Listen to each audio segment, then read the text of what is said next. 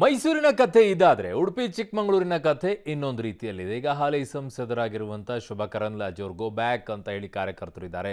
ಇನ್ನೊಂದು ಕಡೆಗೆ ಅವರು ಕೇಂದ್ರದ ಸಚಿವರು ಕೂಡ. ಈಗ ಶೋಭಾ ಕರಂದ್ಲಾಜೆ ಸಿ ಟಿ ರವಿ ಮಧ್ಯೆ ಜಟಾಪಟಿ ಈಗ ಜೋರಾಗ್ತಾ ಇದೆ. ಶೋಭಾ ಕರಂದ್ಲಾಜೆ ವಿರುದ್ಧ ಗೋ ಬ್ಯಾಕ್ ಶೋಭಕ್ ಕ್ಯಾಂಪೇನ್ ಅನ್ನು ಮುಂದುವರೆದಿದೆ. ಈಗ ಉಡುಪಿಯಲ್ಲಿ 5 ಬಿಜೆಪಿ ಶಾಸಕರಿದ್ದಾರೆ. ಈ ಬಾರಿ ಚಿಕ್ಕಮಗಳೂರಿನವರಿಗೆ ಯಾರಿಗಾದರೂ ಟಿಕೆಟ್ ಅನ್ನು ಕೊಡಿ ಅಂತ ಆಗ್ರಹಿಸ್ತಾ ಇದ್ದಾರೆ.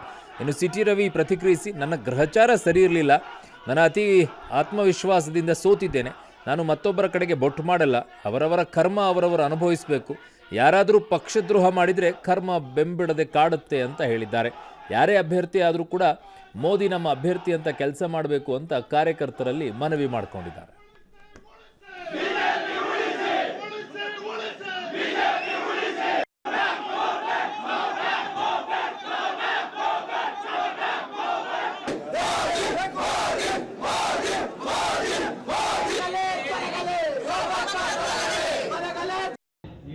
ದೇಶವನ್ನು ನೋಡಿ, ದೇಶದ ನಾಯಕತ್ವವನ್ನು ನೋಡಿ, ಯಾರೇ ಅಭ್ಯರ್ಥಿ ಆದರೂ ಕೂಡ ಮೋದಿಯವರೇ ನಮ್ಮ ಅಭ್ಯರ್ಥಿ ಅಂತ ಅವನೇ ಇಟ್ಕೊಂಡು ಕೆಲಸ ಮಾಡಬೇಕಾಗುತ್ತೆ. ಯಾಕೆಂದರೆ ನಮ್ಮ ವೈಮನಸ್ಸು ಅದು ದೇಶಕ್ಕೆ ಆಪತ್ತಿನ ತರಬಾರದು. ನಾವೆಲ್ಲರೂ ಒಂದೇ ಧ್ವನಿಯಿಂದ ಕೆಲಸ ಮಾಡಬೇಕು. ನನ್ನ ಹತ್ರ ವೈಯಕ್ತಿಕವಾಗಿ ಮಾತಾಡಿದವರಿಗೂ ಇದೇ ಮಾತು ಹೇಳಿದ್ದೀನಿ, ನಮ್ಮ ಗುರಿ ಮೋದಿ ಮತ್ತೊಮ್ಮೆ, ಒಂದೇ ಗುರಿ ಇಟ್ಕೊಂಡು ನಾವು ಅದಕ್ಕಾಗಿ ಕೆಲಸ ಮಾಡಬೇಕಾಗುತ್ತೆ.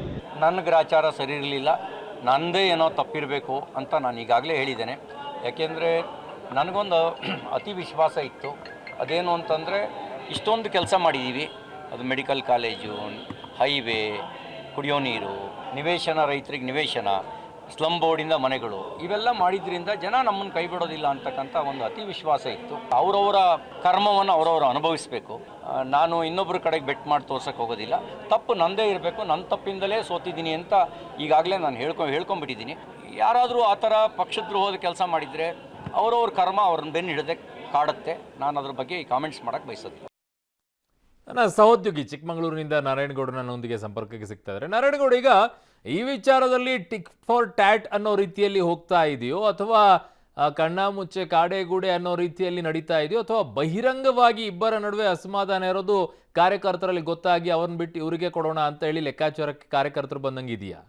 ಅರುಣ್, ಅಂತಂದರೆ ಕಳೆದ 1 ತಿಂಗಳಿಂದನೂ ಕೂಡ ಸಾಮಾಜಿಕ ಜಾಲತಾಣದಲ್ಲಿ ಇದ್ದಂಥ ಗೋಬ್ಯಾಕ್ ಶೋಭಾ ಅಭಿಯಾನ ಇವತ್ತು BJP ಕಚೇರಿಗೆ ಬಂದಿರುವಂಥದ್ದು. ಅಂತಂದರೆ ಇವತ್ತೇನು BJPಯ ಚುನಾವಣಾ ನಿರ್ವಹಣಾ ಸಮಿತಿ ಸಭೆ ಮಾಡುವಂಥ ಸಂದರ್ಭದಲ್ಲಿ ಸುಮಾರು 200ಕ್ಕೂ ಹೆಚ್ಚು BJP ಕಾರ್ಯಕರ್ತರು ಕಚೇರಿಗೆ ಬಂದಂಥವ್ರು ಈ ಬಾರಿ ಶೋಭಾ ಕರಂದ್ಲಾಜೆಗೆ ಟಿಕೆಟ್ ಕೊಡೋದು ಬೇಡ, ಅವರ ಬದಲು ಬೇರೆ ಯಾರಿಗೆ ಟಿಕೆಟ್ ಕೊಡಿ, ನೀವು ಯಾರಿಗೆ ಟಿಕೆಟ್ ಕೊಟ್ಟರು ನಾವು ಮೋದಿಗೋಸ್ಕರ ಕೆಲಸ ಮಾಡ್ತೀವಿ, ಅದೇ ಶೋಭಾ ಕರಂದ್ಲಾಜೆಗೆ ಕೊಡೋದು ಬೇಡ ಅಂತ ಸಾರಾಸಗಟಾಗಿ ವಿರೋಧ ಮಾಡಿದಂಥದ್ದು. ಯಾಕೆ ಅಂತಂದರೆ ಈಗ ಅಲ್ಲಿದ್ದಂಥ BJP ಕಾರ್ಯಕರ್ತರೇ ಆಕ್ರೋಶ ಹೊರಹಾಕಿದ್ದು. ಅಂತಂದರೆ ವಿಧಾನಸಭೆ ಚುನಾವಣೆಯಲ್ಲಿ ಚಿಕ್ಕಮಗಳೂರು ಜಿಲ್ಲೆ BJP ಭದ್ರಕೋಟೆ ಆಗಿತ್ತು. ಅದೇ ಈ ಬಾರಿ 5ಕ್ಕೆ 5 ಕ್ಷೇತ್ರಗಳನ್ನು ಕೂಡ ಕಳ್ಕೊಂಡಿರುವಂಥದ್ದು. ಇದಕ್ಕೆ ಶೋಭಾ ಕರಂದ್ಲಾಜೆ ಅವರೇ ಆ ಕಾರಣ ಅಂತಲೂ ಕೂಡ BJP ಕಾರ್ಯಕರ್ತರು ಒಂದು ಆರೋಪ ಮಾಡಿರುವಂಥದ್ದು. ಯಾಕೆಂತಂದರೆ ಚಿಕ್ಕಮಗಳೂರಿನಲ್ಲಿ 5,000 ಮತಗಳ ಅಂತರದಲ್ಲಿ ಸಿ ಟಿ ರವಿ ಅವರು ಸೋತಿರುವಂಥದ್ದು, ಮತ್ತು ಶೃಂಗೇರಿಯಲ್ಲಿ ಕೇವಲ 100 ಮತಗಳ ಅಂತರದಲ್ಲಿ ಜೀವರಾಜು, ಮೂಡಿಗೆರೆಯಲ್ಲಿ 700 ಮತಗಳ ಅಂತರ, ಅಂತಂದರೆ 14,000 ಮತಗಳ ಅಂತರದಲ್ಲಿ 5 ಕ್ಷೇತ್ರಗಳನ್ನು ಕೂಡ ಕಳ್ಕೊಂಡಿರುವಂಥದ್ದು. ಒಂದು ಕಾಲದಲ್ಲಿ ಹಳ್ಳಿಯಿಂದ ದಿಲ್ಲಿವರೆಗೂ ಕೂಡ BJP ಅಧಿಕಾರದಲ್ಲಿದ್ದಂಥ ಚಿಕ್ಕಮಗಳೂರು ಜಿಲ್ಲೆಯಲ್ಲಿ ಇವತ್ತು ಯಾವುದು ಕೂಡ ಇಲ್ದಲೇ ಇರುವಂಥದ್ದು. ಹಾಗಾಗಿ